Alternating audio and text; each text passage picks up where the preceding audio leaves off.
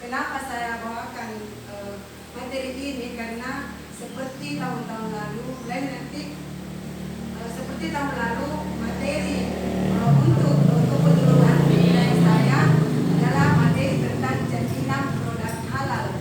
Jadi kalau berbicara tentang jaminan produk halal, berarti ada hukum yang ada hukum yang berbicara di situ. Apa hukumnya? Oh, hukumnya halal, haram.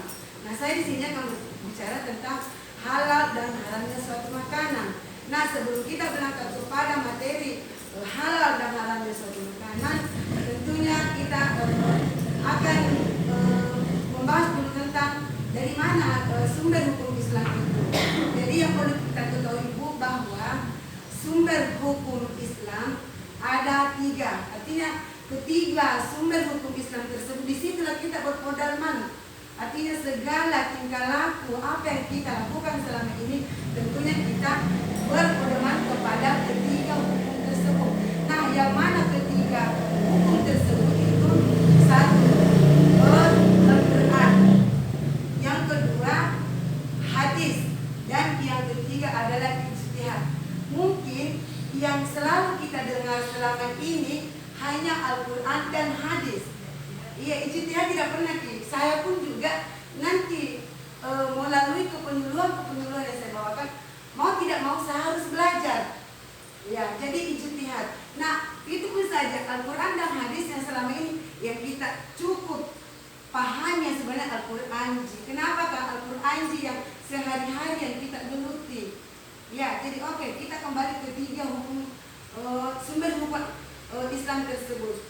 Jadi saat dulu kasih materi pembuka tentang misalnya di dalam kehidupan sehari-hari kita, tentunya ada beberapa misalnya bahan-bahan elektronika seperti kipas angin, kulkas, HP, semua itu dibuat oleh suatu perusahaan atau pabrik, yang mana perusahaan tersebut mengikutkan buku tentang petunjuk bagaimana mempergunakan alat tersebut, supaya bisa kita menggunakan alat tersebut bisa mempergunakan sebaik mungkin agar alat yang kita pergunakan dapat bertahan lama dan awet. Ya, sama aja dengan kita. Allah menciptakan kita di sini, memberikan petunjuk kepada kita supaya dengan petunjuk tersebut apa yang kita lakukan, ya, apa yang kita perbuat, kita berpedoman kepada petunjuk-petunjuk Allah. Dan petunjuk-petunjuk Allah tersebut ada di dalam Al-Quran, hadis, dan ijtihad.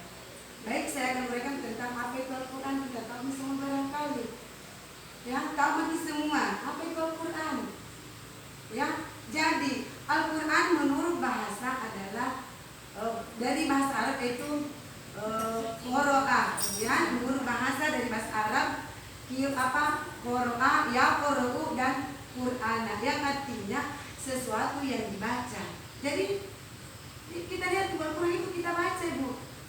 Menurut istilah, Al-Quran adalah kalam Allah yang diturunkan kepada siapa? Kepada Nabi besar Muhammad SAW, yang disampaikan kepada kita secara mutawatir, ya, dalam satu mushaf. Apa yang dimaksud dalam satu mushaf ini satu buku. Kan dulu selama masih hidup Rasulullah, Al-Quran itu dalam bentuk lembaran-lembaran. Nanti setelah wafat Rasulullah, sahabat-sahabat beliau yang itu yang mana pada zaman pemerintahan Utsman bin Affan, Al-Quran itu mulai dibukukan, lembaran-lembaran tersebut dibukukan. Ya, jadi itu pengertian Al-Quran, barang Allah yang diturunkan kepada Nabi Muhammad SAW, yang disampaikan kepada kita secara mutawatir, ya, dalam bentuk mushaf, diawali dengan surah Al-Fatihah dan diakhiri dengan surah An-Nas, ya, bernilai ibadah bila kita membacanya dan merupakan hidayah, petunjuk bagi seluruh alam, ya, itu tentang Al-Quran. Selanjutnya, selain Al-Quran, pedoman hidup kita adalah hadis. Apa itu hadis? Ya, hadis sama dengan sunnah Rasulullah. Ya, menurut bahasa, hadis itu adalah perkataan ucapan menurut bahasa. Sedangkan menurut istilah hadis adalah perkataan atau perbuatan serta ketetapan Rasulullah Muhammad SAW. Nah, jadi hadis ini ada satu tingkat di bawah Al-Quran. Artinya jika ada hukum-hukum, tidak ada kejelasan di dalam Al-Quran, maka kita bersandarkan kepada hadis. Jadi Al-Quran merupakan pedoman utama yang nomor satu dan paling utama. Yang kedua adalah hadis. Nah, jadi hadis itu perkataan-perkataannya Nabi, artinya sunnah-sunnah. Artinya kita mengikuti apa yang dilakukan oleh Nabi. Nah, tapi berpatokan dulu di Al-Quran. Kalau tidak ada di Al-Quran, masuk di hadis. Nah, selanjutnya, jika tidak ada di Al-Quran dan hadis, kita berangkat ke sumber yang ketiga, yaitu ijtihad. Ijtihad di sini artinya bersungguh-sungguh, menurut bahasa bersungguh-sungguh. Nah, kalau menurut istilah adalah berusaha bersungguh-sungguh untuk memutuskan suatu masalah yang tidak ada kepastian hukumnya di dalam Al-Quran maupun hadis. Jadi artinya di sini ijtihad di sini kesepakatan para ulama. Jadi orang yang mengadakan di sini memutuskan suatu masalah adalah namanya mujtahid, ijtihad, mujtahid. Jadi orang mujtahid ini orang mujtahid yang memutuskan suatu masalah kalau ada suatu masalah yang tidak terdapat di dalam Al-Quran dan hadis.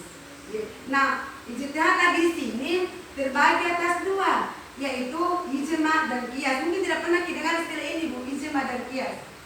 Ya, jadi ijma di sini sama kesepakatan, ya, dibandingkan ini. Nah, ini kesepakatan para mujtahid.